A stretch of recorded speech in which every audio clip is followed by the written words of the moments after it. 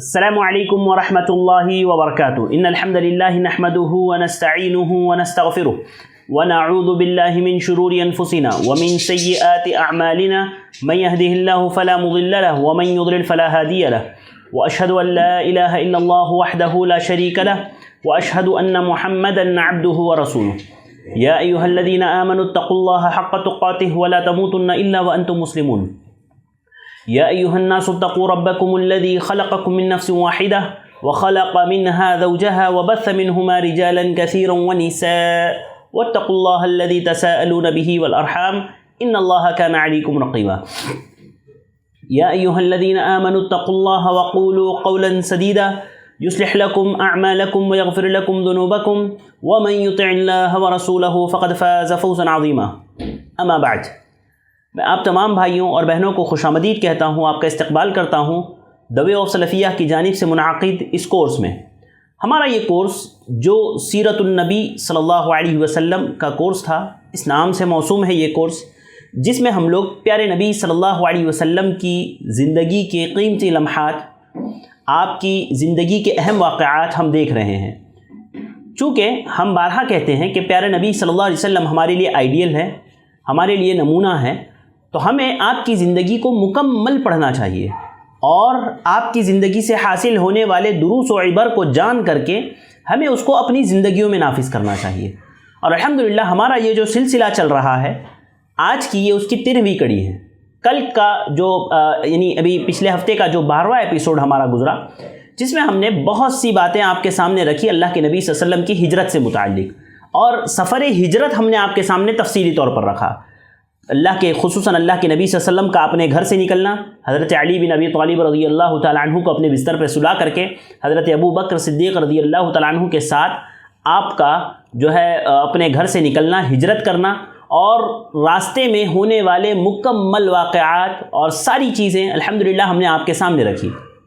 اور پچھلے ایپیسوڈ میں ہم نے آپ کے سامنے یہ بات رکھی تھی کہ اللہ کے نبی صلی اللہ علیہ وسلم اب مدینہ کے قریب پہنچتے ہیں۔ اللہ کے نبی صلی اللہ علیہ وسلم مدینہ میں داخل ہونے والے ہوتے ہیں۔ مدینہ میں جانے سے قبل اللہ کے نبی صلی اللہ علیہ وسلم مقام قباء میں آپ صلی اللہ علیہ وسلم پہنچے سب سے پہلے،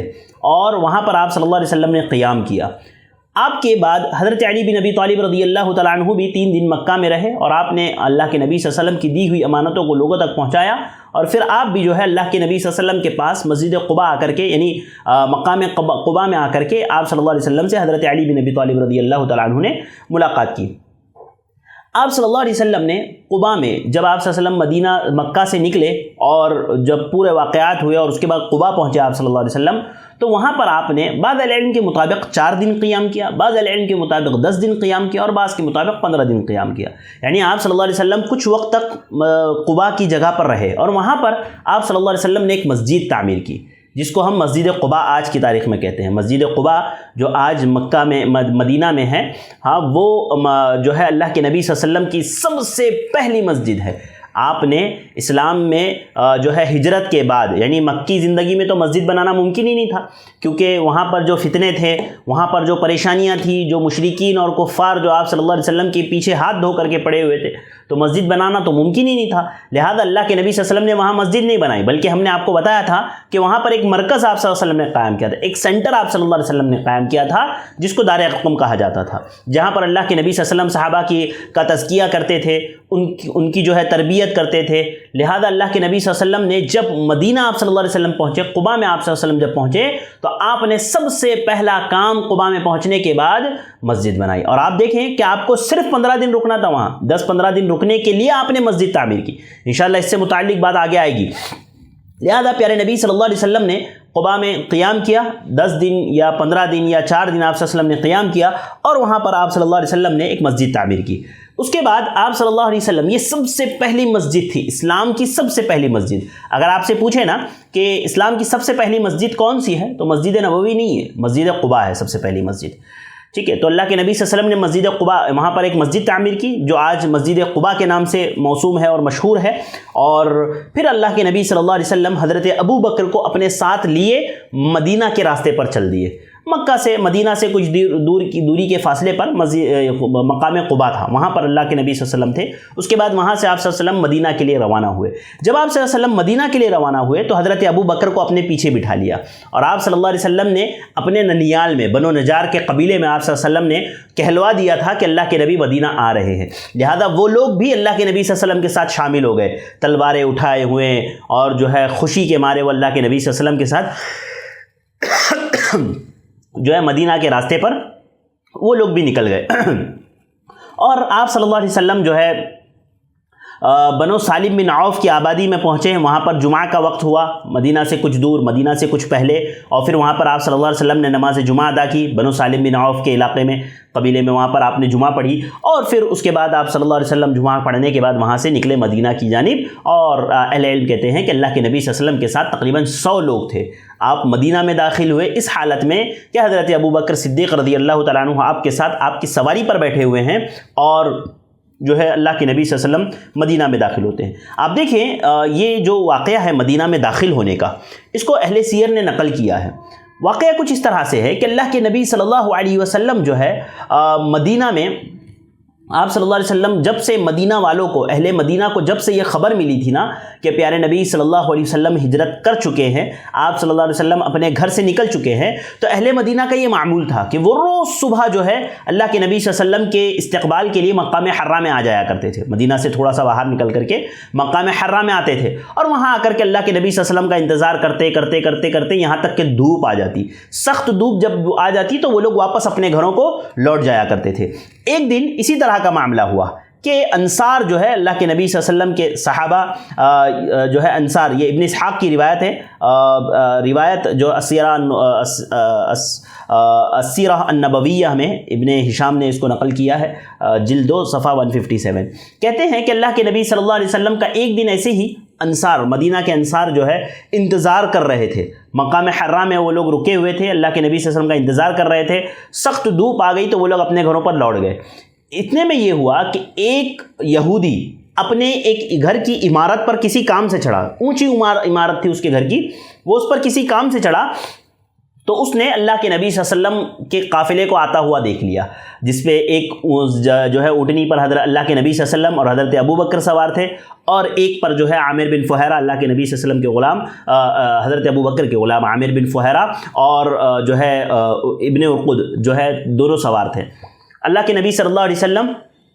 کو جب اس نے دیکھا تو اس نے اعلان کرنا شروع کر دیا، اے عربو دیکھو جس کا تم انتظار کر رہے تھے وہ آ گئے، وہ آ گئے، پیارے نبی صلی اللہ علیہ وسلم آ گئے۔ جب یہ آواز یہودی کی اس آواز کو ان لوگوں نے سنا تو پورا کا پورا مدینہ اللہ کے نبی صلی اللہ علیہ وسلم کے استقبال کے لیے امٹ پڑا، آپ کو ویلکم کرنے کے لیے آ گیا، پورا کا پورا مدینہ باہر نکل گیا۔ یہ تاریخی دن تھا، وہ دن جس دن پیارے نبی صلی اللہ علیہ وسلم کی مدینہ آمد ہوئی، تاریخی دن تھا۔ لوگ خوشی سے پھولے نہیں سما رہے تھے، بچیاں جو ہے نظم پڑھ رہی تھی، وہ جو مشہور نظم ہے، طلع البدر علینا من ثنیات الوداع وجب الشکر علینا ما دعا للہ داع، کہ الوداع کی گھاٹیوں سے جو ہے 14ویں رات کی روشن چہرہ ہمارے سامنے طلوع ہوا، اور اس پر ہمیں شکر ادا کرنا ہم پر فرض ہے۔ یہ جو پوری نظم ہے یہ بچیاں گنگنا رہی تھی۔ مدینہ کے لوگ خوش تھے کہ پیارے نبی صلی اللہ علیہ وسلم تشریف لا چکے ہیں۔ یہ دن تاریخی دن تھا، لوگوں کی زبان پر جو ہے کلمات، تعریفی کلمات، یہ ساری چیزیں لوگوں کی زبان پر تھی۔ لہذا اللہ کے نبی صلی اللہ علیہ وسلم مدینہ میں داخل ہوتے ہیں، آپ کی اونٹنی پر آپ کے پیچھے حضرت ابو بکر سوار ہے۔ یہ اللہ کے نبی صلی اللہ علیہ وسلم کا تواضع دیکھیے۔ اہل علم کہتے ہیں کہ پیارے نبی صلی اللہ علیہ وسلم نے جو حضرت ابو بکر کو اپنے پیچھے سوار کیا تھا، اس کے 2 اسباب تھے۔ حالانکہ اللہ کے نبی صلی اللہ علیہ وسلم کے پاس ایک اور سواری بھی تھی،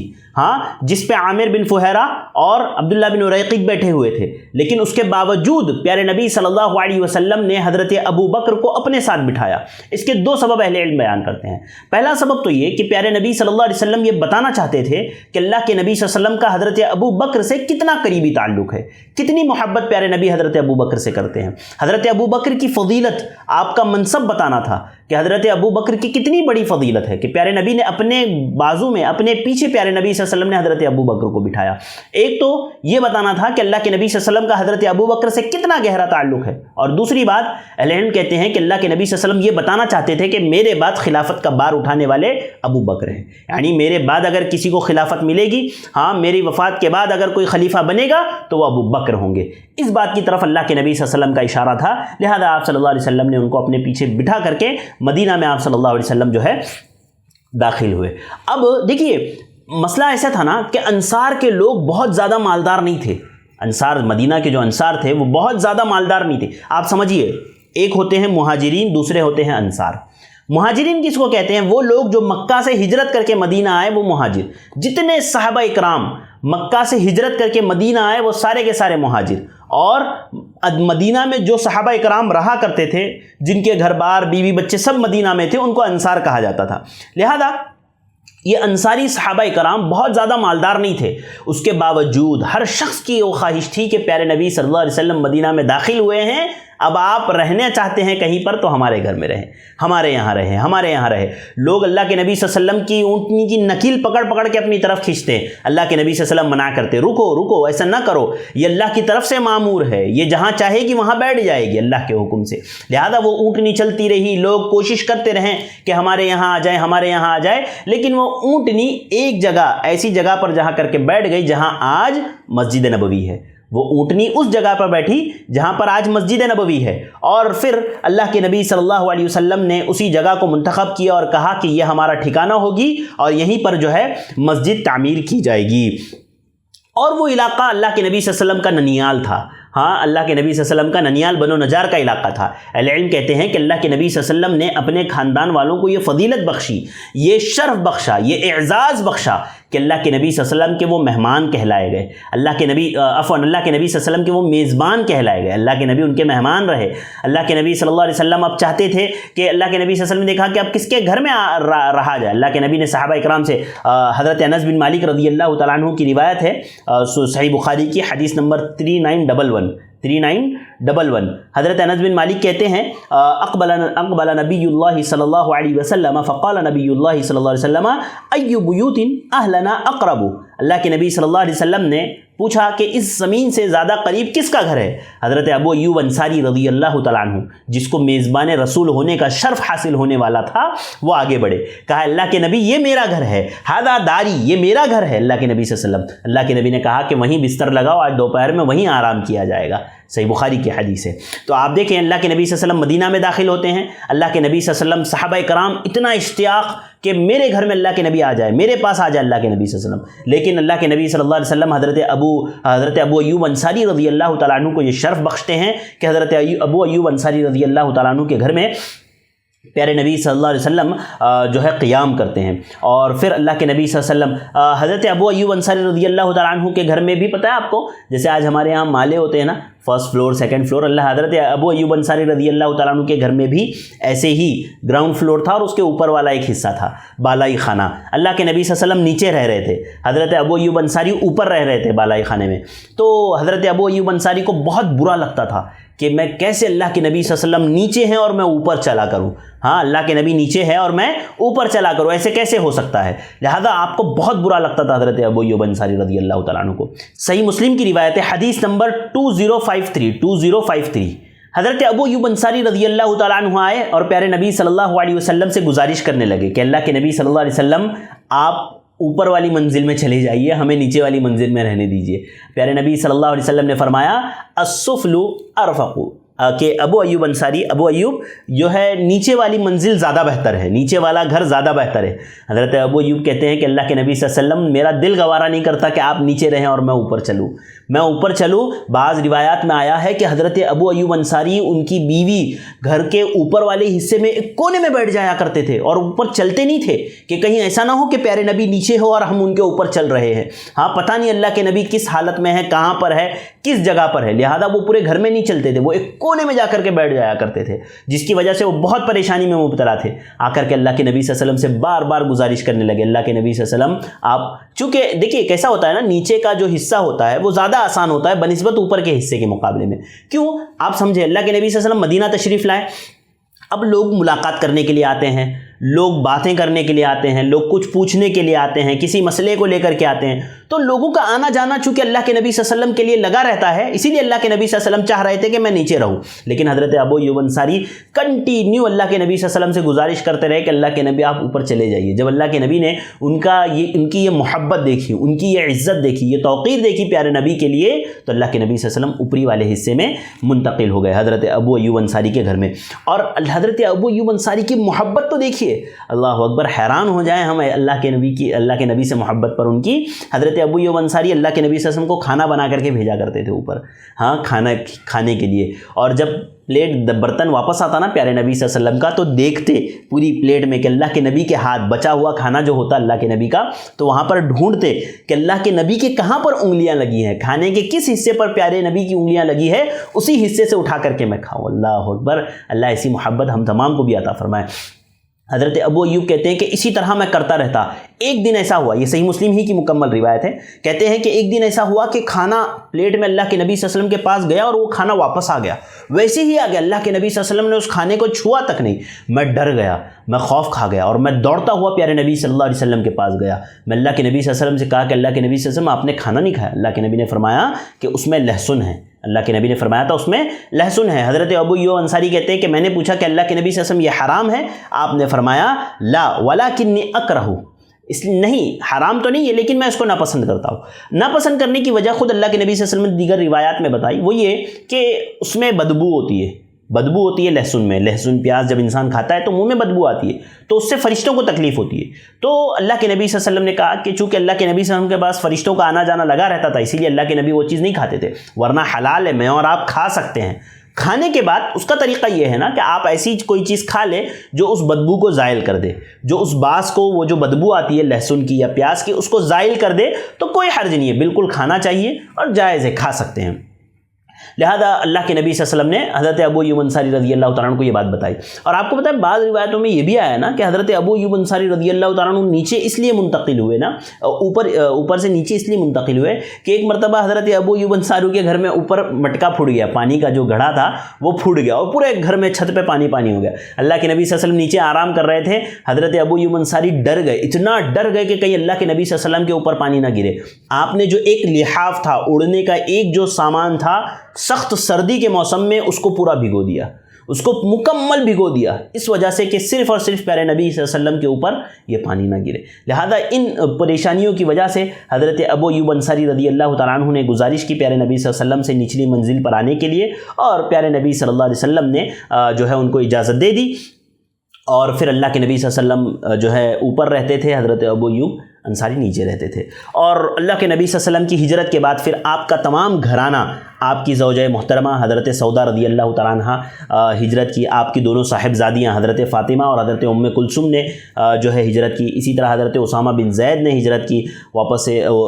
یعنی اللہ کے نبی صلی اللہ علیہ وسلم کے بعد۔ اس کے بعد حضرت ابو بکر کے بیٹے عبداللہ نے ہجرت کی۔ صرف حضرت زینب جو پیارے نبی صلی اللہ علیہ وسلم کی ایک بیٹی تھی حضرت زینب، وہ ہجرت نہیں کر پائی۔ اس کی وجہ یہ تھی کہ ان کے شوہر حضرت ابو العاص تھے جو ابھی مسلمان نہیں ہوئے تھے، اور وہ مسلمان نہیں ہوئے تھے، انہوں نے حضرت زینب کو اپنے پاس مکہ ہی میں روک لیا تھا، لہذا حضرت زینب ہجرت نہیں کر پائی تھی۔ وہ جنگ بدر کے بعد وہ ہجرت کر پائی، انشاءاللہ اس کا تذکرہ میں آپ کے سامنے کروں گا کہ اللہ کے نبی صلی اللہ علیہ وسلم کے پاس جب ابو العاص قیدی بن کر کے آئے تو اللہ کے نبی صلی اللہ علیہ وسلم نے ان سے گزارش کی کہ میں تمہیں چھوڑ دوں گا اس شرط پر کہ تم مکہ جا کر کے میری بیٹی کو ہجرت کی اجازت دو گے، چونکہ وہ انہوں نے اجازت نہیں دی تھی، اور یہ اس وقت کا معاملہ تھا نا۔ آپ دیکھیں ابو العاص غیر مسلم ہے، حضرت زینب یہ مسلمان ہے، یہ اس وقت کا معاملہ ہے جب کہ اس طرح کا نکاح جائز تھا، یعنی اس طرح کے نکاح سے منع نہیں کیا تھا اللہ تعالیٰ نے کہ ایک مومن مشرک سے نکاح نہیں کر سکتا، اس وقت یہ ممانعت نہیں آئی تھی، اس وقت کا یہ معاملہ ہے۔ لہذا اللہ کے نبی صلی اللہ علیہ وسلم کے پورے گھرانے نے ہجرت کر لیا، حضرت ابو بکر کے بیٹے عبداللہ نے بھی ہجرت کر لی، حضرت عائشہ نے بھی ہجرت کر لی، ہاں، اور اللہ کے نبی صلی اللہ علیہ وسلم کی دونوں صاحبزادی حضرت فاطمہ، حضرت ام کلثوم وغیرہ نے سب نے ہجرت کر لی، اور اللہ کے نبی صلی اللہ علیہ وسلم کے پاس وہ آ کر کے مل گئے۔ زاد المعاد علامہ ابن قیم نے اس کو ذکر کیا ہے، جلد 2 صفحہ 55۔ تو یہ تھا پورا اللہ کے نبی صلی اللہ علیہ وسلم کے ہجرت کا واقعہ۔ اب مدینہ میں داخل ہونے کے بعد، مدینہ میں آنے کے بعد اللہ کے نبی صلی اللہ علیہ وسلم نے 3 بڑے کام کیے، اس کا تذکرہ انشاءاللہ میں آگے کروں گا، مگر اس سے پہلے آئیے کچھ دروس اور عبر دیکھ لیتے ہیں اللہ کے نبی صلی اللہ علیہ وسلم کے سفر ہجرت سے متعلق کیا کیا باتیں۔ دوران درس بھی میں نے بہت ساری باتیں آپ کے سامنے رکھ دی ہے، دروس اور عبر، اور کچھ چیزیں جو رہ گئی ہے وہ ہم لوگ دیکھ لیتے ہیں۔ اللہ کے نبی صلی اللہ علیہ وسلم کے سفر ہجرت سے سب سے پہلی بات مجھے اور آپ کو یہ سمجھ میں آتی ہے کہ اللہ کے نبی نے ہجرت کے درمیان میں سارے اسباب اختیار کیے. حالانکہ اللہ تعالیٰ چاہتا تو جس طرح سے اللہ تعالیٰ نے اسراء و معراج کروائی تھی، پلک جھپکتے اللہ کے نبی صلی اللہ علیہ وسلم کو مکہ سے مدینہ پہنچا سکتا تھا کہ نہیں. اللہ تعالیٰ اللہ کے نبی صلی اللہ علیہ وسلم کو ایک ہی رات میں، رات کے کچھ حصے میں، پوری رات بھی نہیں، رات کے کچھ حصے میں مکہ سے بیت المقدس تک کا سفر کروا سکتا ہے، پھر وہاں سے آسمانی دنیا کی سیر کروا سکتا ہے. تو کیا وہ اللہ رب العالمین پیارے نبی صلی اللہ علیہ وسلم کو جھٹکے میں مکہ سے مدینہ ہجرت نہیں کروا سکتا تھا؟ اللہ تعالیٰ کروا سکتا تھا، لیکن اللہ نے نہیں کروایا. اللہ کے نبی صلی اللہ علیہ وسلم نے سارے اسباب کو اختیار کیا. آپ نے عقل مندی کا مظاہرہ کیا، اشارہ یعنی آپ نے ہر اعتبار سے جو ضروری سبب تھا اللہ کے نبی صلی اللہ علیہ وسلم نے اختیار کیا. آپ جب حضرت ابوبکر کے گھر سے نکلے تو آپ نے مدینہ کے مخالف سمت کا رخ اختیار کیا، وہاں جا کر کے غار میں آپ مقیم ہوئے کچھ دن، تاکہ جو ہے آپ کو ڈھونڈنا کم ہو جائے. یہ سارے اسباب اختیار کیے. العلم کہتے ہیں کہ یہ اللہ کے نبی صلی اللہ علیہ وسلم یہ بتانا چاہتے تھے امت کے لیے. اس میں یہ پیغام تھا کہ دیکھو اللہ کے نبی صلی اللہ علیہ وسلم جب کبھی انسان کوشش کرتا ہے، اسباب کو اختیار کرتا ہے، تو نتیجہ اسی کے برابر ہوتا ہے، اسی کے حساب سے نتیجہ ہوتا ہے. اللہ یہ کہ نتیجے کو انسان اللہ تعالیٰ روک لے. جیسے مثال کے طور پر حضرت ابراہیم کو آگ میں ڈالا گیا، لیکن آگ کیا ہو گئی؟ ٹھنڈی ہو گئی. آگ کیا ہو گئی؟ معتدل ہو گئی. لہذا اگر اللہ تعالیٰ چاہے تو اللہ تعالیٰ جو ہے اس کے رزلٹ کو روک لیتا ہے، لیکن جیسے جیسے انسان اسباب اختیار کرتا ہے ویسے ہی اس کو رزلٹ ملتے ہیں. اللہ تعالیٰ ویسے ہی اس کے ساتھ معاملہ کرتا ہے. لہذا ہر مسلمان کو چاہیے کہ وہ اسباب کو اختیار کریں، وہ ذرائع کو اختیار کریں، جتنے ذرائع اللہ تعالیٰ نے بنائے ہیں، اور کس طرح سے کیسی سچویشن میں کیسے فیصلے لینے ہیں. جیسے پیارے نبی صلی اللہ علیہ وسلم نے شاندار فیصلے لیے، یہ بتانا مقصود تھا. لہذا پیارے نبی صلی اللہ علیہ وسلم چونکہ ہمارے لیے اسوہ ہے، آپ صلی اللہ علیہ وسلم ہمارے لیے نمونہ ہے، لہذا اس لحاظ سے یہ اللہ رب العالمین کی سنت بتانا مقصود تھا کہ کس طرح سے انسان اسباب کو اختیار کرے گا، اللہ رب العالمین اسی کے مطابق اس کے ساتھ معاملات کریں گے اور اسے رزلٹ عطا کریں گے. دوسری بات حضرت علی رضی اللہ تعالیٰ عنہ کے معاملے سے، حضرت علی کا اللہ کے نبی صلی اللہ علیہ وسلم کے بستر پر آرام کرنا، اس کے باوجود یہ جانتے ہوئے کہ یہاں پر جان کا خطرہ ہے، شریعت مجھے اور آپ کو یہ بتاتی ہے نا کہ دیکھو مسلمانوں ڈرنا نہیں، کبھی بھی ڈرنا نہیں، کسی بھی طرح کی سچویشن ہو، کسی بھی طرح کے حالات ہو، کبھی ڈرنا نہیں چاہیے. آپ دیکھیں آج کا ماحول ہمارا دیکھ لیں کس طرح سے مسلمانوں کو ڈرایا جا رہا ہے. یہ ہو جائے گا، فلاں ہو جائے گا، یہ ہو جائے گا، وہ ہو جائے گا، وہ ہو جائے گا. یاد رکھو اللہ کے نبی صلی اللہ علیہ وسلم نے جو حضرت عبداللہ ابن عباس رضی اللہ تعالیٰ عنہ سے کہا تھا نا، جو آپ نے فرمایا تھا لَوِ اجْتَمَعَتِ الْإِنسُ وَالْجِنُّ عَلَىٰ أَن يَضُرُّوكَ بِشَيْءٍ لَمْ يَضُرُّوكَ إِلَّا بِشَيْءٍ قَدْ كَتَبَهُ اللَّهُ لَكَ، کہ اے بیٹا جان لو کہ اگر پوری دنیا کے انسان مل جائے، جنات مل جائے، اگر تمہیں کوئی نقصان پہنچانا چاہے تو صرف اتنا ہی نقصان پہنچا سکتے جتنا اللہ نے تمہاری تقدیر میں لکھ رکھا ہے. لَوِ اجْتَمَعَتِ الْإِنسُ وَالْجِنُّ عَلَىٰ أَن يَنفَعُوكَ بِشَيْءٍ لَمْ يَنفَعُوكَ إِلَّا بِشَيْءٍ قَدْ كَتَبَهُ اللَّهُ لَكَ. اگر پوری دنیا کے انسان مل جائے، جنات مل جائے، اگر تمہیں کوئی فائدہ پہنچانا چاہے تو وہ صرف اتنا ہی فائدہ پہنچا سکتے جتنا اللہ نے تمہاری تقدیر میں لکھ رکھا ہے. لہذا یہ سبق مجھے اور آپ کو دیتی ہے کہ کبھی بھی مسلمان ڈرے نہیں، ہمت رکھے، حوصلہ رکھے، اللہ پر بھروسہ رکھے، اللہ تعالیٰ ضرور راستے پیدا کرتا ہے. وَمَن يَتَّقِ اللَّهَ يَجْعَل لَّهُ مَخْرَجًا، کہ جو اللہ سے ڈرتا ہے اللہ تعالیٰ اس کے لیے راستے کھول دیتا ہے، اللہ تعالیٰ اس کے لیے راستے بنا دیتے ہیں. لہذا مسلمانوں کو ڈرنا نہیں چاہیے، ہمیں ڈرنا نہیں چاہیے. حضرت علی رضی اللہ تعالیٰ عنہ کا اللہ کے نبی صلی اللہ علیہ وسلم کے بستر پر آرام کرنا یہ بتاتا ہے کہ اللہ کے نبی صلی اللہ علیہ وسلم کس طرح سے ایک ایمان والا ہوتا ہے، اور خصوصاً یہ بات بتاتا ہے نا کہ نوجوان کتنی طاقت رکھتے ہیں، یعنی نوجوان ایک امت کے لیے کتنی اہمیت کے حامل ہے. ہاں یہ یاد رکھیے، بڑی بڑی امتیں جو کامیاب ہوئی، بڑی بڑی قومیں جو کامیاب ہوئی، ان میں بہت بڑا حصہ ان کے نوجوانوں کا تھا. اسی لیے آپ دیکھیں اللہ کے نبی صلی اللہ علیہ وسلم کی سیرت میں تمام نوجوان صحابہ کرام، جیسے حضرت علی بن ابی طالب رضی اللہ تعالیٰ عنہ، حضرت ابو بکر کے بیٹے، ہاں اسی طرح سے جو ہے حضرت ابو بکر کی بیٹی حضرت جو ہے اسماء، کتنا بڑا کردار ان لوگوں نے انجام دیا اللہ کے نبی صلی اللہ علیہ وسلم کی ہجرت کے معاملے میں. لہذا یہ مجھے اور آپ کو بتاتی ہے کہ نوجوان جس امت کے بیدار ہو وہ امت، وہ قوم ترقی کرتی ہے. اسی طرح اللہ کے نبی صلی اللہ علیہ وسلم کے دوران سفر، ہجرت کے سفر کے دوران جو معجزات اللہ کے نبی صلی اللہ علیہ وسلم سے صادر ہوئے، اس سے اللہ کے نبی صلی اللہ علیہ وسلم کی فضیلت، اللہ کے نبی صلی اللہ علیہ وسلم کی عزت افزائی، اور اس بات کی طرف اشارہ کہ اللہ کے نبی آپ پریشان نہ ہوں، آپ غم نہ کریں، اللہ تعالیٰ آپ کے ساتھ ہے. کیا بتانا مقصود تھا کہ اے نبی آپ غم نہ کریں، حالات کیسے بھی ہو، کتنے ہی ناگفتہ بے حالات ہو، کھانے کے لیے کوئی چیز نہ ہو، پینے کے لیے کوئی چیز نہ ہو، لیکن آپ کا رب آپ کے ساتھ ہے جو آپ کے لیے انتظام کرے گا۔ کیسے اس بکری سے جس کے تھن سوکھ گئے تھے، جو ہے ام معبد الخزاعیہ کی وہ بکری جس کے تھن سوکھ گئے تھے،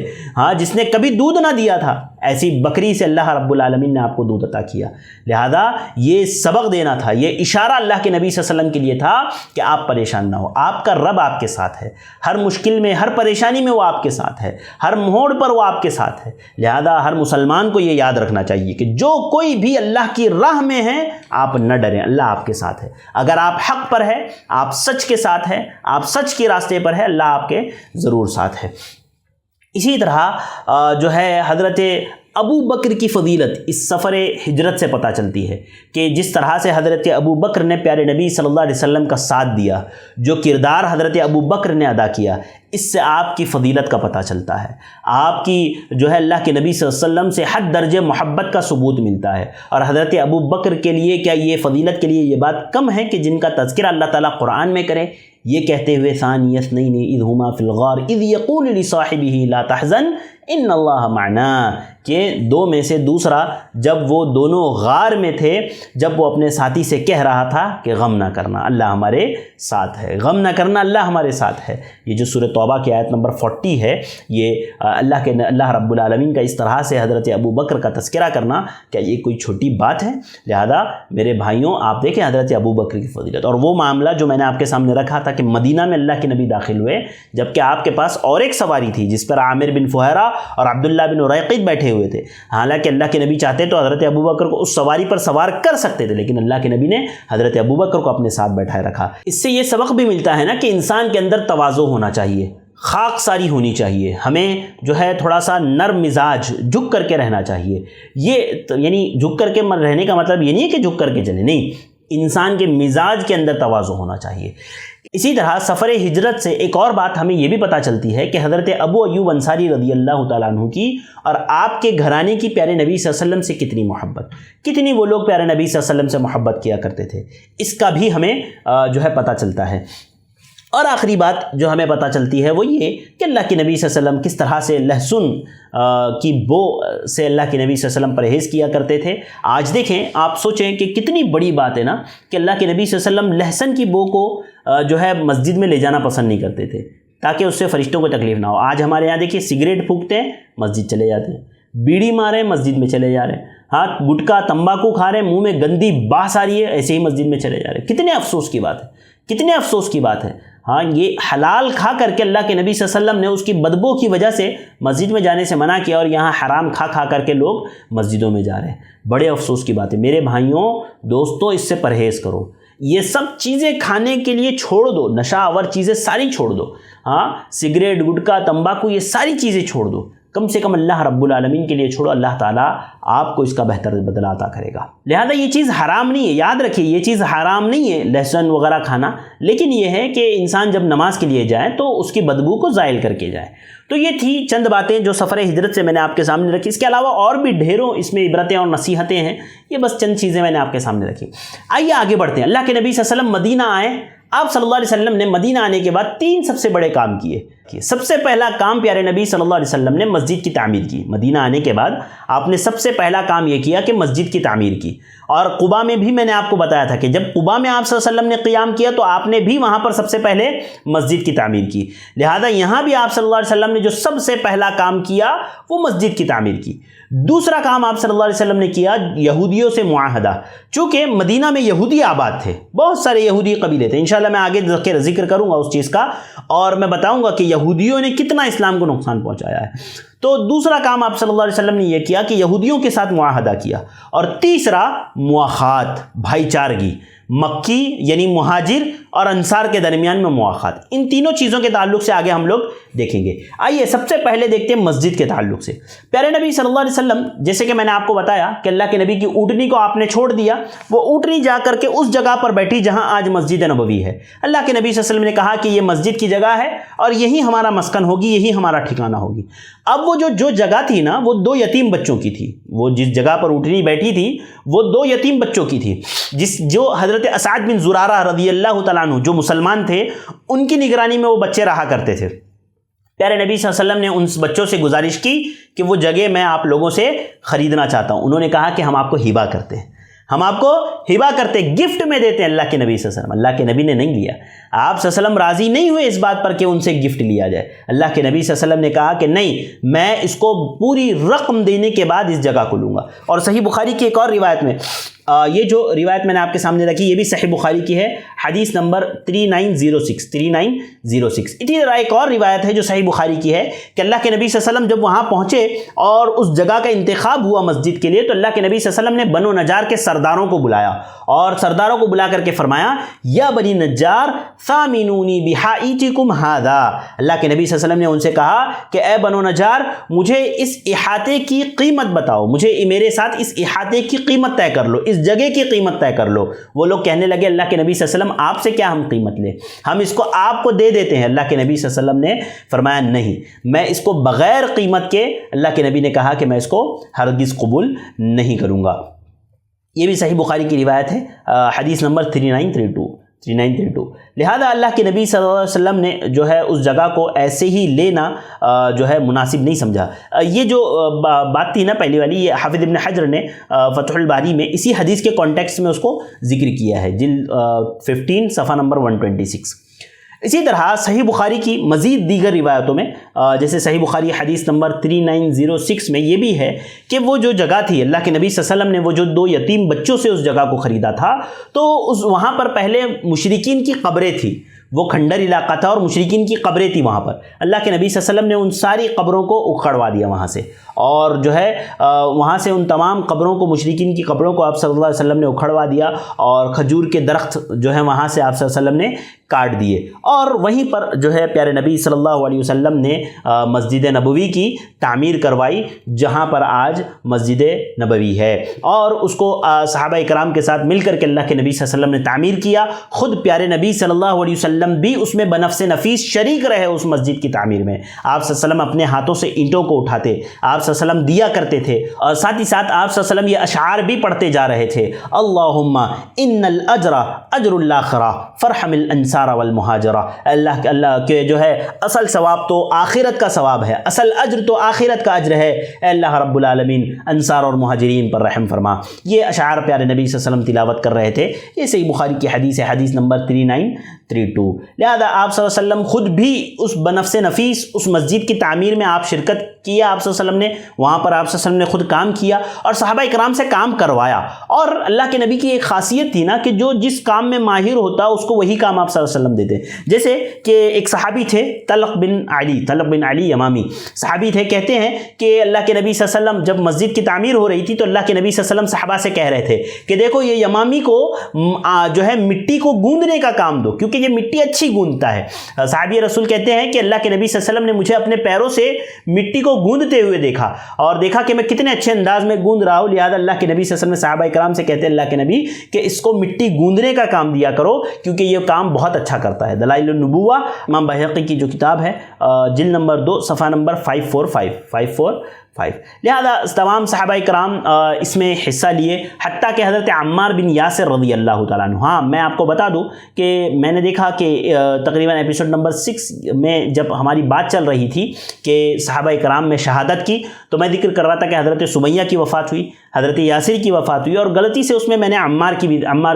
حضرت عمار بن یاسر کا بھی ذکر کر دیا تھا. لیکن یاد رکھیے کبھی کبھار کچھ چیزیں نہ دانستہ طور پر غلطی سے نہ چاہتے ہوئے بیان ہو جاتی ہے اور اس کو احساس نہیں ہوتا. تو اسی طرح کی ایک چیز نکل گئی تھی. یاد رکھیے حضرت, میں اس کو آپ کلیئر کر دوں آپ کے لیے کہ حضرت عمار کی جو وفات ہے نا وہ کافی بعد میں رہی ہے, کیونکہ وہ جو روایت ہے مشہور قاتل عمار وصالبہ فی النار, جو اللہ کے نبی صلی اللہ علیہ وسلم کی بشارت تھی کہ عمار کا قاتل جو ہے جہنمی ہے, اور وہ حضرت امیر معاویہ رضی اللہ تعالیٰ عنہ, حضرت علی حضرت امیر معاویہ کے دور میں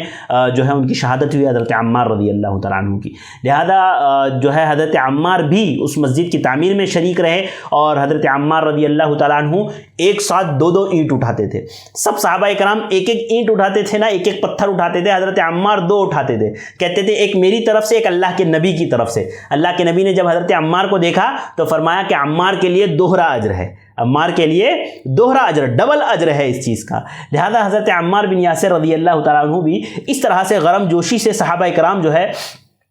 مسجد تعمیر کر رہے تھے، اور آپ صلی اللہ علیہ وسلم کے ساتھ مل کر کے صحابہ کرام نے مسجد تعمیر کی، کھجور کے تنوں سے جو ہے اس کے پلرز بنائے، دیواریں اٹھائی، چھت پر کھجور کے جو ہے پتے، درخت کے پتے ڈالے، تو اس طرح سے مسجد نبوی تعمیر کی گئی۔ اس کے بعد مسجد نبوی ہی کے بغل میں پیارے نبی صلی اللہ علیہ وسلم کے لیے حجرہ بنایا گیا، آپ کا کمرہ بنایا گیا۔ حافظ ابن حجر نے اور علامہ ابن کثیر نے البدایہ والنہایہ میں اس کو تفصیل سے ذکر کیا ہے کہ کیسے اللہ کے نبی صلی اللہ علیہ وسلم کی مسجد بنائی گئی۔ پھر آپ کے لیے کمرے بنائے گئے، حضرت سودا بنت زمعہ کے ساتھ ایک کمرے میں آپ صلی اللہ علیہ وسلم رہتے، ایک کمرہ حضرت عائشہ کے لیے بنایا گیا، اور اس کے بعد جیسے جیسے پیارے نبی صلی اللہ علیہ وسلم کے نکاح ہوتے، آپ صلی اللہ علیہ وسلم کی شادی ہوتی، ویسے ہی صحابہ کرام آپ کے لیے کمرے بنا دیا کرتے تھے۔ لہذا پیارے نبی صلی اللہ علیہ وسلم جو ہے کی مسجد بھی تعمیر ہو گئی، آپ کا گھر بھی تعمیر ہو جاتا ہے، اور پھر آپ صلی اللہ علیہ وسلم حضرت ابو ایوب انصاری کے گھر سے اپنے اس گھر میں منتقل ہو جاتے ہیں۔ البدایہ والنہایہ جلد 3 صفحہ 238 اور 239۔ اور حافظ ابن حجر نے بھی جو ہے فتح الباری میں اس کو ذکر کیا ہے، جلد 3 صفحہ 110 سے 112 میں، کہ کس طرح سے مسجد نبوی کی تعمیر کی گئی، پھر اللہ کے نبی صلی اللہ علیہ وسلم کے لیے حجرے اور آپ کے لیے کمرے بنائے گئے، اور پھر حضرت ابو ایوب انصاری کے گھر سے آپ صلی اللہ علیہ وسلم وہاں پر منتقل ہو گئے۔ اذان کا حکم، چونکہ مسجد تھی، اذان کا حکم بھی ہجرت کے پہلے سال میں ہی ہوا، اور جیسے کہ وہ روایت جو حضرت عبداللہ ابن عمر کی ہے، مشہور روایت سنن ترمذی کی ہے، حدیث نمبر 190 حضرت عبداللہ ابن عمر رضی اللہ تعالیٰ عنہ کہتے ہیں کہ جب آپ صلی اللہ علیہ وسلم مدینہ آئے اور مسجد نبوی کی تعمیر ہوئی، تو آپ صلی اللہ علیہ وسلم نے صحابہ کرام کو جمع کیا کہ اب اذان، لوگوں کو نماز کے لیے کیسے بلایا جائے۔ تو صحابہ کرام نے مختلف مشورے دیے۔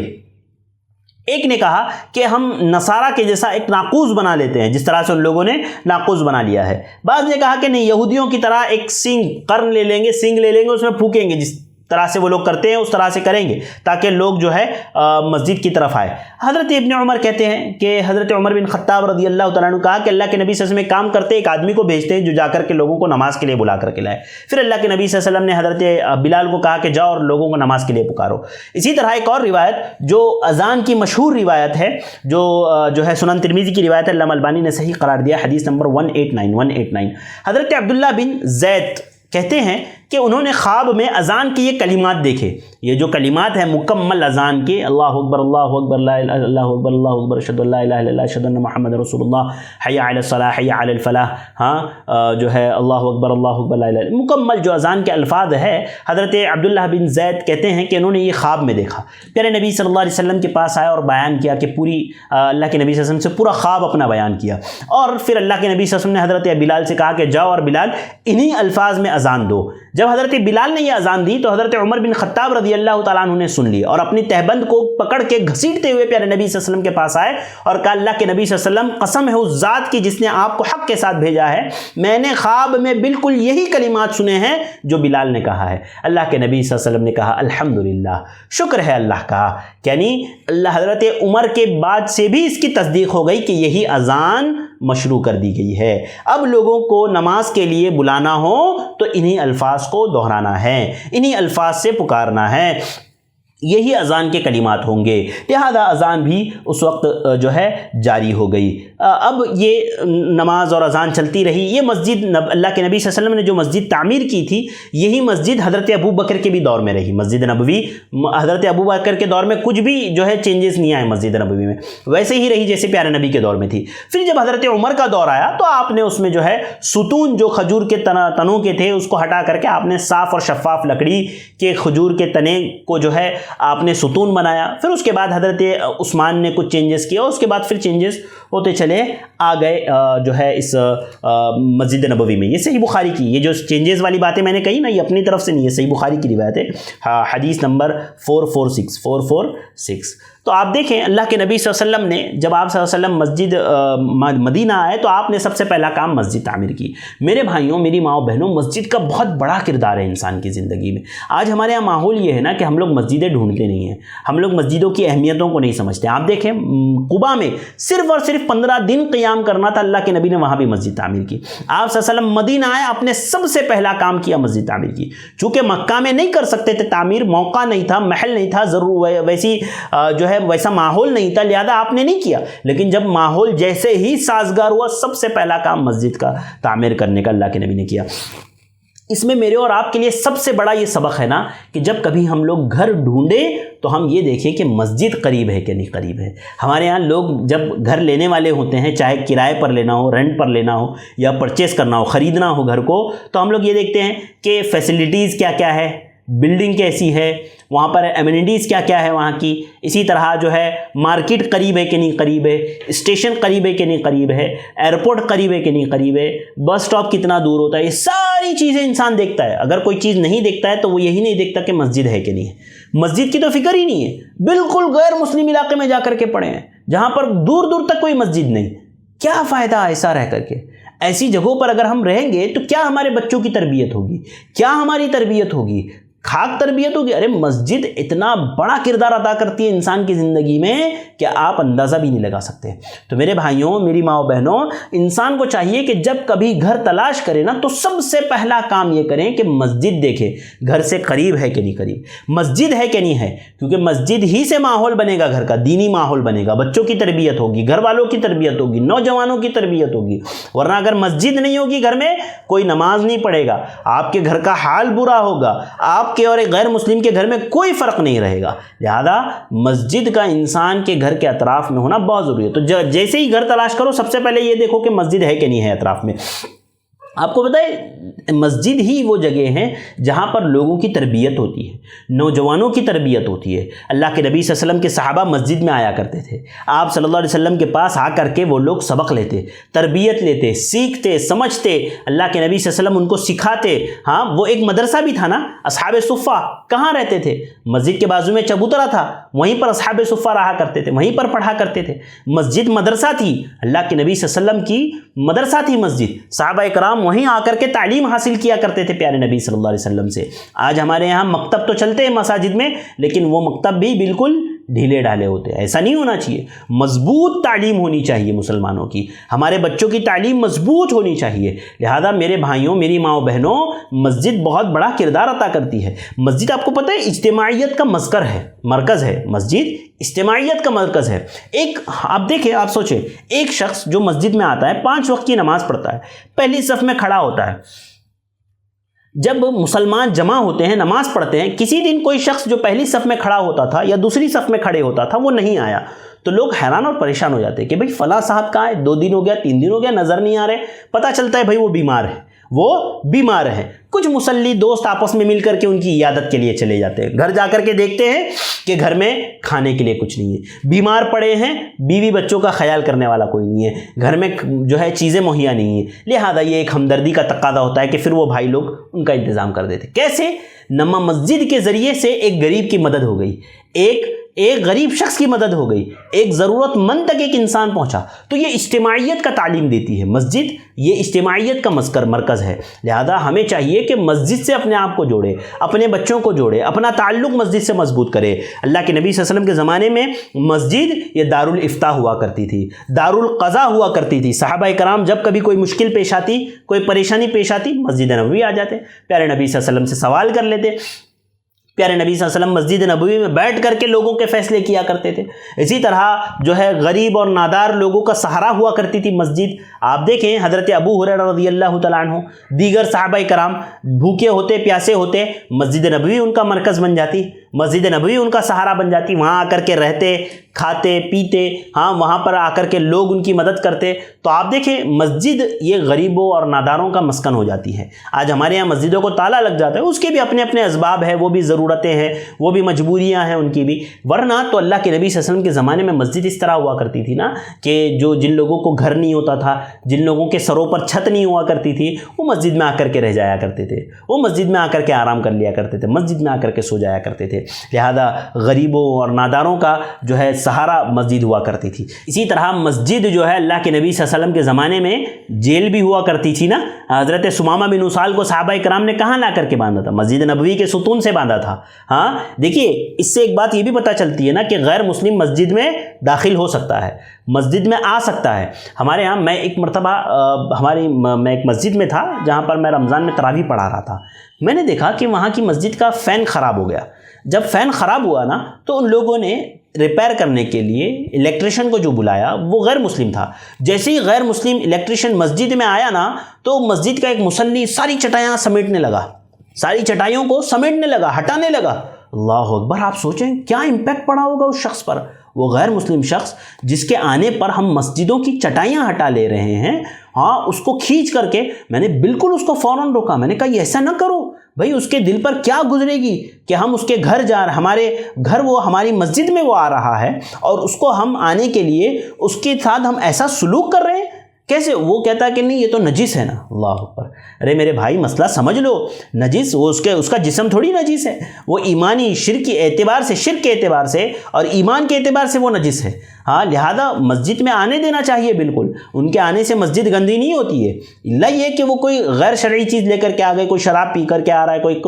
روکیے ان کو، لیکن اس طرح سے سلوک بالکل نہیں ہونا چاہیے۔ غیر مسلم مسجد میں آ سکتا ہے، جب مسجد میں آئے گا مسلمانوں کو دیکھے گا، ان کے کردار کو دیکھے گا، ان کی عبادت کے طریقے کو دیکھا تبھی تو وہ متاثر ہوگا نا، ورنہ اگر ایسا سلوک کیا جائے گا تو لوگ بھاگ جائیں گے۔ خصوصاً آج کے دور میں ہمارے اس ماحول میں ہمیں چاہیے کہ ہم مسلمانوں کے لیے، غیر مسلموں کے لیے مسجدوں کے راستے کھولیں تاکہ وہ مسجد آئیں، ہمارے ساتھ بیٹھیں، دیکھیں، مسلمانوں کو دیکھیں، مسلمانوں کی تعلیمات کو دیکھیں،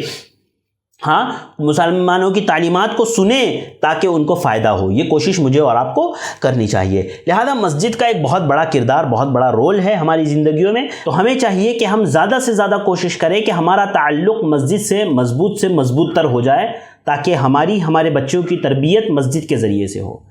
اس کے بعد اللہ کے نبی صلی اللہ علیہ وسلم اور صحابہ کرام کے سامنے ایک بڑا معاملہ درپیش آیا، ایک بڑی پریشانی درپیش آئی مدینہ میں آنے کے بعد۔ وہ کیا کہ بیمار ہونا۔ وہاں کی آب و ہوا بعض صحابہ کرام کو راس نہیں آئی، بعض صحابہ کرام کو وہاں کی آب و ہوا سوٹ نہیں کی۔ ہوتا ہے نا بہت دفعہ کہ آپ ایک جگہ سے دوسری جگہ سفر کرتے ہو، وہاں جانے کے بعد آپ بیمار پڑ جاتے ہو، تو معاملہ یہی ہوا، حتیٰ کہ حضرت بلال، حضرت ابو بکر بیمار پڑ گئے، دونوں سخت بخار میں مبتلا ہو گئے۔ ہاں، صحیح بخاری کی روایت ہے، حدیث نمبر 4256، جب یہ لوگ اللہ کے نبی صلی اللہ علیہ وسلم اور صحابہ کرام کے ساتھ عمرہ کے لیے تشریف لے جا رہے تھے تو مشرکین نے کہا کہ دیکھو وہ لوگ آ رہے ہیں جن کو یثرب کے مدینہ یعنی مدینہ کے بخار نے کمزور کر دیا ہے، مدینہ کے بخار نے کمزور کر دیا ہے۔ جب اللہ کے نبی صلی اللہ علیہ وسلم کو یہ بات پتہ چلی تو اللہ کے نبی نے صحابہ کرام کو حکم دیا کہ وہ طواف جب کریں تو ابتدائی 3 چکر وہ سینہ تان کر کے مضبوط کھڑے ہو کر کے چلیں، تاکہ ان کو اس بات کا احساس ہو کہ مسلمان ابھی مضبوط ہے۔ رکن یمانی اور حجر اسود کے درمیان میں آپ صلی اللہ علیہ وسلم نے معمول کے ساتھ چلنے کی اجازت دی۔ اسی طرح ایک اور روایت ہے جو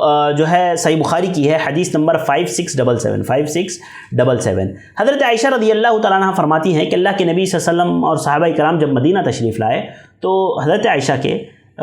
والد محترم حضرت ابو بکر صدیق رضی اللہ تعالیٰ عنہ شدید بخار میں مبتلا ہو گئے، حضرت بلال بھی شدید بخار میں مبتلا ہو گئے۔ حضرت عائشہ کہتی ہیں کہ میں فدخلت علیہما، جب میں ان دونوں کے پاس گئی، فقلت یا ابتی کیف تجد،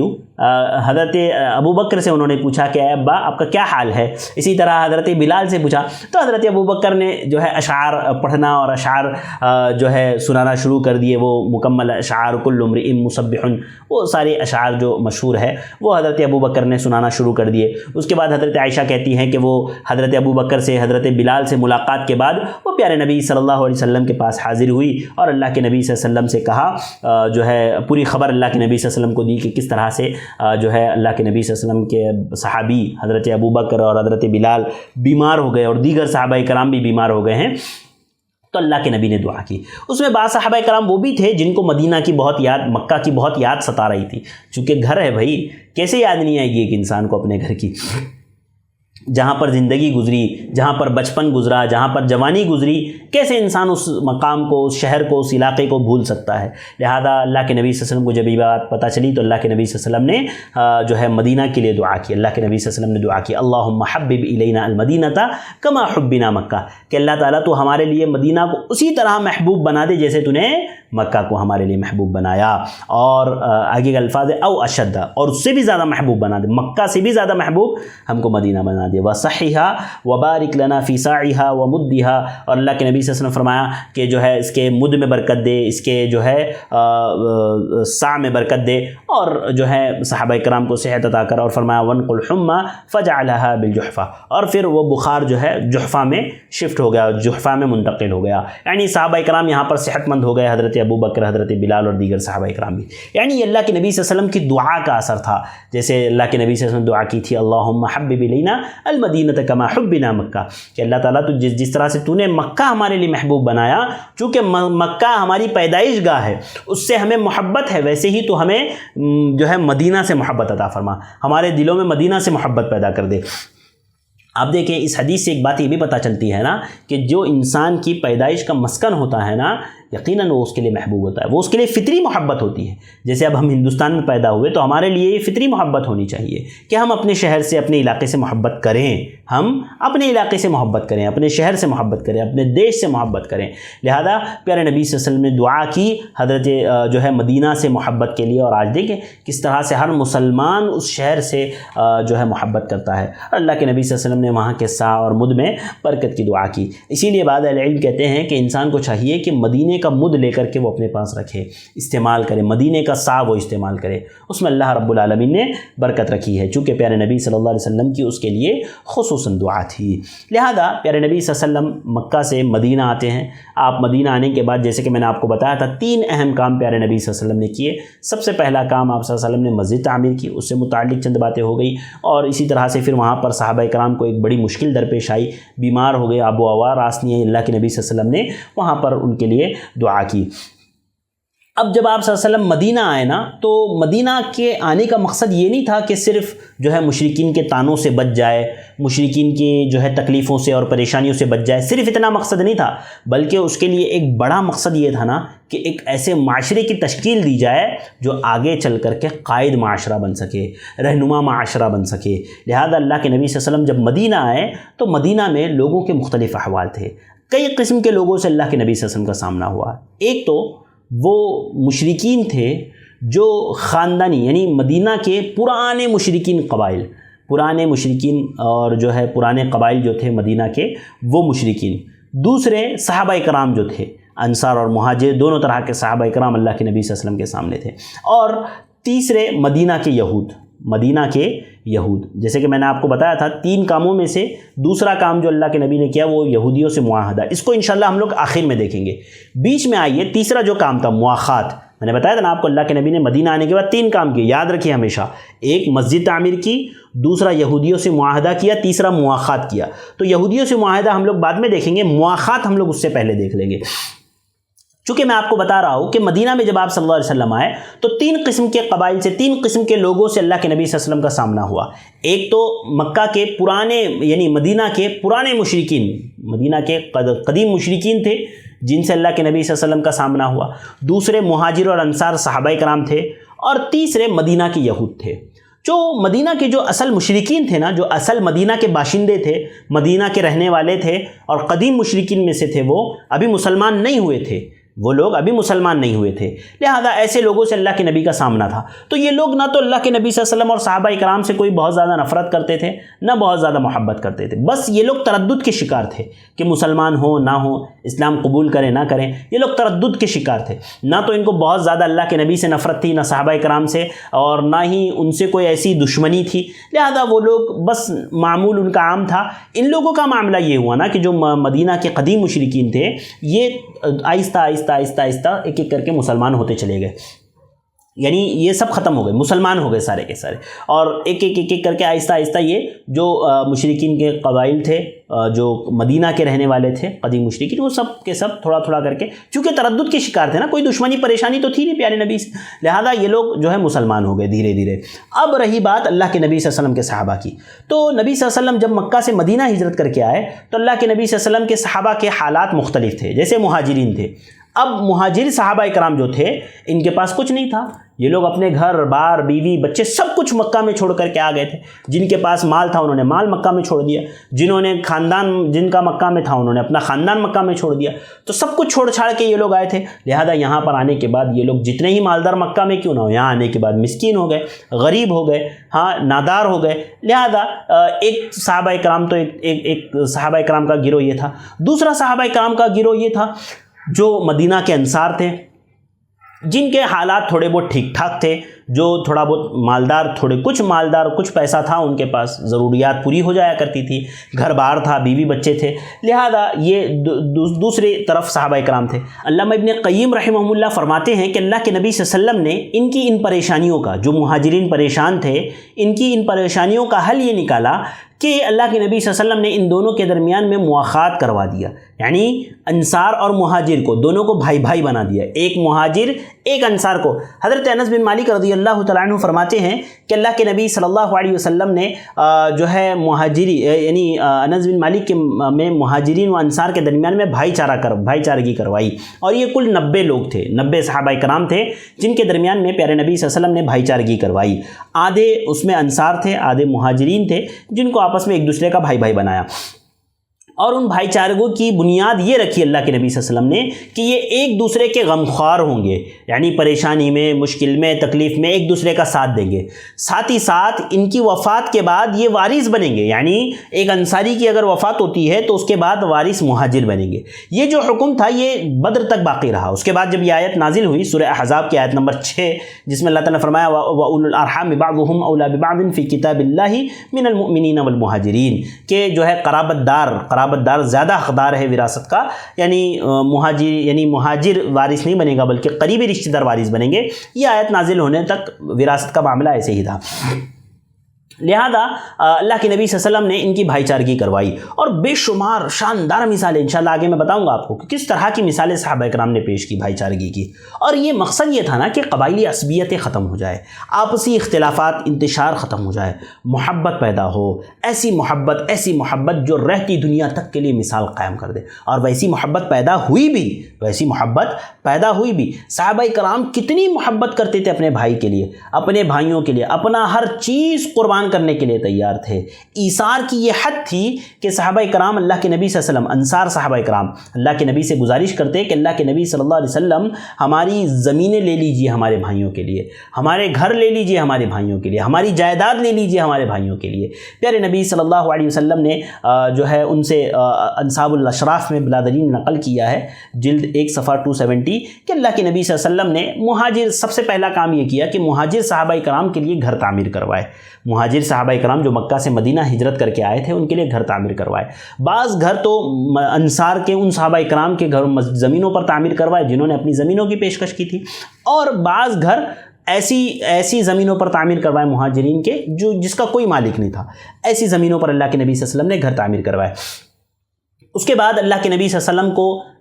انصار نے جو ہے اپنے باغات پیش کر دیے, کہا کہ اللہ کے نبی صلی اللہ علیہ وسلم اس کو مہاجرین میں آپ تقسیم کر دیجئے. اللہ کے نبی نے فرمایا اللہ نہیں, ہرگز نہیں. اور آگے فرمایا یکفونکم المؤونۃ ویشرکونکم فی الثمر. اللہ کے نبی صلی اللہ علیہ وسلم نے فرمایا کہ ان کو تم جو ہے کام کاج ان سے لو, مہاجرین سے, اور ان کو باغات میں حصہ دو. ایک اور روایت جو ہے وہ روایت جو البدایہ والنہایہ میں ہے اور اس کے مختصر حصے صحیح بخاری میں بھی موجود ہے, حدیث نمبر 2325, اسی طرح 2719, اسی طرح 3782 میں اس کے مختصر حصے موجود ہیں. وہ کیا کہ انصار نے اللہ کے نبی صلی اللہ علیہ وسلم سے گزارش کی کہ اللہ کے نبی صلی اللہ علیہ وسلم ہم اپنے بھائیوں کے لیے کیا کریں, ہم چاہتے ہیں کہ ہمارا سب کچھ آپ ہمارے بھائیوں کے لیے دے دیں. اس روایت میں یہ ہے کہ اللہ کے نبی صلی اللہ علیہ وسلم نے انصار کے سامنے یہ بات رکھی, فرمایا ان اخوانکم قد ترکوا الاموال والاولاد وخرجوا الیکم, کہ تمہارے مہاجری بھائی یہ انہوں نے اپنے مال, اپنی اولادوں کو چھوڑ دیا اور یہ تمہارے پاس آئے, یہ تمہارے پاس آ گئے. انصار نے کہا اللہ کے نبی صلی اللہ علیہ وسلم ہماری جائیدادیں لے لیجئے ان کے لیے, ان کو ہماری ساری جائیدادیں دے دیجئے. اللہ کے نبی صلی اللہ علیہ وسلم نے فرمایا او غیر ذالک, اس کے علاوہ اور کچھ صورت ہے اور کچھ بات ہے؟ انصار نے پوچھا اللہ کے نبی صلی اللہ علیہ وسلم آپ ہی بتا دیجئے. آپ نے فرمایا ہم قوم لا یعرفون العمل, یہ ایسی قوم ہے جو کھیتی باڑی نہیں جانتی، ان کو زمین دے کر کے کیا فائدہ؟ اگر آپ زمینیں دے دو گے تو یہ کھیتی باڑی کرنا تو جانتے نہیں ہیں، تو ان کو زمین دے کر کے کوئی فائدہ نہیں ہے۔ آپ نے فرمایا فَتُكَلِّفُونَهُمْ وَتُقَاسِمُونَهُمُ الثَّمَرَ، آپ صلی اللہ علیہ وسلم نے فرمایا کہ تم ان سے کام لو، انصار سے کہا کہ تم ان مہاجرین سے کام لو، اور جب پھل آ جائے نا تو پھر آپ بانٹ لینا، پھل میں حصہ دے دینا، صرف ان سے کام لو، کیونکہ یہ کھیتی باڑی وغیرہ یہ لوگ جو ہے نہیں جانتے۔ لہذا صحابہ کرام نے کہا اللہ کے نبی صلی اللہ علیہ وسلم آپ کا حکم سراخوں پر، اور ویسے ہی صحابہ کرام نے جو ہے مہاجرین سے کام لیا، انصار نے، اور پھلوں میں حصے تقسیم کر دیے۔ لہذا یہ صحابہ کرام کی محبت تھی، اور آپ دیکھیں کہ ان لوگوں نے ایسی تاریخ رقم کی، ایسی مثالیں بیان کی نا کہ جس کی کوئی جو ہے نظیر نہیں ملتی۔ انشاءاللہ میں اس کے تعلق سے مزید باتیں آپ کے سامنے آگے کے دروس میں رکھوں گا کہ بھائی چارگی کی مثال میں، مواخات کی مثال میں کیسی کیسی مثالیں ہمارے سامنے موجود ہے، کتنی شاندار کہ اپنے اوپر اپنے بھائیوں کو ترجیح دینا۔ آج دیکھیے یہ مواخات کیسا ہے نا، یہ جو مواخات کا معاملہ ہے یہ ابھی ختم نہیں ہوا، یہ باقی ہے۔ آج بھی ہمیں چاہیے کہ ایسے غیر مسلم بھائی جو نئے مسلم ہوتے ہیں، جو نو مسلم ہوتے ہیں، ایسے لوگوں کی ذمہ داری لے لیں، ذمہ داری قبول کر لیں۔ مسلمان ایسے غیر مسلموں کی، جو غیر مسلم، نو مسلم ہے، بالکل ابھی نیو مسلم ہے، پریشان ہے، تکلیف میں ہے، ایسے لوگوں کی ایک آدمی کی اگر کوئی ذمہ داری لے لینا تو اس طریقے سے جو ہے کتنے غیر مسلموں کی مدد ہو جائے گی، نیو مسلمز کی، کتنے نیو مسلمز ہمارے بھائیوں کی مدد ہو جائے گی۔ اور ضرورت ہے اس بات کی آج بھی کہ ہم اس طرح کے مواخات قائم کریں۔ مواخات کا مطلب یہ نہیں ہے بھائی بنانا مطلب گھر میں لے کے جا کے رکھنا، بیوی سامنے گھوم رہی ہے، بچے سامنے گھوم رہے نہیں، بیٹیاں سامنے گھوم رہی نہیں، جائز نہیں ہے۔ وہ جو ہے ان کے لیے غیر محرم ہی ہوں گے، بس آپ کے لیے آپ کے بھائی کی طرح ہوں گے، جو ہے آپ ان کی ذمہ داریوں کو، ہم نے یہاں تک تو سنا ہے معلوم ہے بعض غیر مسلموں کی ذمہ داری لینے کی وجہ سے بہت سارے گھر سدھر گئے۔ غیر مسلم اسلام قبول کیا، نیو مسلم ہوا، نیو مسلم ہونے کے بعد جب وہ ساتھ میں رہنے لگا تو ان لوگ گھر والوں نے دیکھا رے بھائی یہ تو نماز پڑھ رہا ہے، یہ لوگ خاندانی مسلمانوں کے نماز نہیں پڑھ رہے، شرم کے مارے خود نماز پڑھنا شروع کر دیے۔ تو اس طرح سے بہت سارے لوگوں کی اصلاح ہوئی ہے، تو اس کے بے شمار فوائد ہیں۔ اسی لیے ہمیں چاہیے کہ ہم جو ہے کوشش یہ کریں کہ کچھ ذمہ داری لے لیں، کچھ نوجوانوں کی، کچھ نو مسلمز کی۔ لہذا یہ مواخات ختم نہیں ہوا۔ تو انشاءاللہ مواخات کی اور بھی مزید کچھ مثالیں بہت شاندار جو صحابہ کرام نے پیش کی، اپنا بیوی بچے، اپنے گھر بار کو پیش کر دیا صحابہ کرام کے لیے انشاءاللہ، اور مہمان نوازی میں کوئی ذرہ برابر بھی کمی نہیں کی۔ انصار نے مہاجرین کی مہمان نوازی میں ذرہ برابر بھی کمی نہیں کی، اس کا میں ذکر کروں گا انشاءاللہ آگے کہ کیسے اپنے بچوں کو بھوکا رکھا لیکن مہاجرین کو کھلایا، اپنے بھائیوں کو کھلایا۔ یہ ہوتی ہے اصل بھائی چارگی، یہ ہوتی ہے محبت دین کے لیے، اسلام کے لیے۔ تو میرے بھائیوں اور بہنوں، آج کے درس میں نے آپ کے سامنے اللہ کے نبی صلی اللہ علیہ وسلم کی ہجرت کے بعد کے حالات رکھے، مدینہ میں آپ صلی اللہ علیہ وسلم کی آمد، قباء میں آمد، قباء سے مدینہ میں آمد، پھر مدینہ میں اللہ کے نبی صلی اللہ علیہ وسلم نے جو تاریخی کام انجام دیے اس کے متعلق ہم لوگ بات کر رہے تھے۔ پہلا کام تعمیر مسجد سے متعلق ہم نے کچھ باتیں دیکھی، انشاءاللہ کل کے درس میں ہم لوگ مواخات سے متعلق بہت ساری باتیں دیکھیں گے، اسی طرح اللہ کے نبی صلی اللہ علیہ وسلم کے مواخات کی مثالیں دیکھیں گے جو صحابہ کرام نے پیش کی، وہ ساری باتیں انشاءاللہ میں آپ کے سامنے رکھوں گا۔ آج کے لیے بس اتنا ہی، چونکہ وقت ہمارا ہو گیا ہے تو یہیں پر ہم آج کے اس ایپیسوڈ کو ختم کرتے ہیں۔ انشاءاللہ کل کے درس میں دوبارہ ملاقات ہوگی، کہیں مت جائیے گا، بہت اہم باتیں آنے والی ہیں، ہمارے ساتھ جڑے رہیے اور دیکھتے رہیے ہمارا یہ کورس سیرت النبی۔ السلام علیکم ورحمۃ اللہ وبرکاتہ۔